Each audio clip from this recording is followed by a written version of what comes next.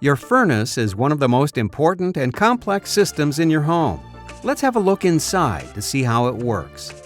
When the thermostat signals the furnace to start, fuel is sent to the burners. Flames reaching temperatures of over 3,000 degrees heat up the heat exchanger. Next, the furnace blower motor sends air past the heat exchanger where it's heated and delivered throughout your home.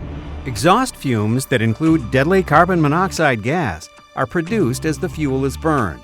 A properly functioning system is designed to keep the fumes inside the heat exchanger and then send them safely out of the house. During the winter, this constant heating, cooling, and reheating of the heat exchanger can happen many times a day.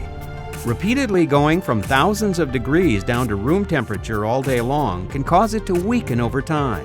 As a result, it may fail when the heating and cooling causes cracks to appear. Cracks in the heat exchanger allow carbon monoxide to escape into your home.